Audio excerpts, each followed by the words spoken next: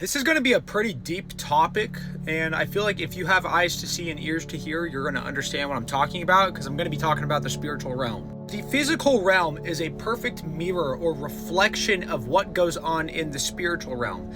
The way we get mixed up with it, though, is that we think the physical realm has more substance than the spiritual realm simply because we can't see the spirit, unless you're like a seer prophet guy. It's actually the opposite. The spirit has more substance than the physical realm. That's why you see Jesus literally going through a wall after he resurrects. You have inherited the genetics of your mother and your father, and your mother and father have inherited the genetics of their mother and their father, all the way back down to Adam and Eve. Just like they've inherited like their physical way they look, like their genetics that determine the way they look, they've also inherited the spiritual genetics. This is why it is so important to understand the spiritual warfare that your family goes through in totality. It is there to show you the things that you will most likely struggle with in the future when it comes to spiritual warfare. It's like my family, we all struggle with just like drug addiction, alcoholism, bipolar disorder, depression, schizophrenia. Dude, you name it, it's probably there. Here's the thing though.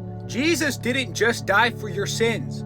He died for all of the iniquity that your forefathers have passed down to your spirit. This is why it is so important to come out of the agreement that you are like predestined to be an alcoholic, or that you're predestined to be addicted to drugs and lust and have bipolar disorder. That's the whole point of Christ.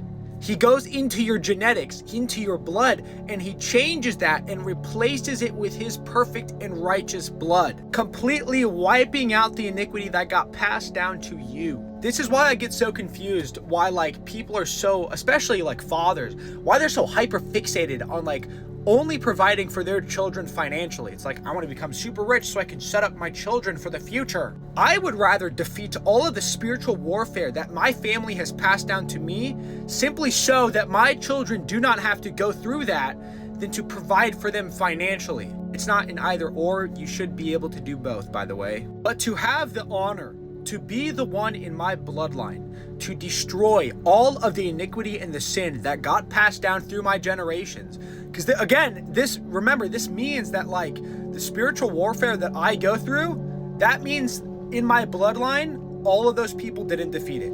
They weren't the ones to be able to like repair it with the blood of Christ. To have the honor to be that person in my bloodline to destroy that, and to be able to say, my children are cleansed by the blood of Christ and they will not have to go through that spiritual warfare. That is what it means to be a father.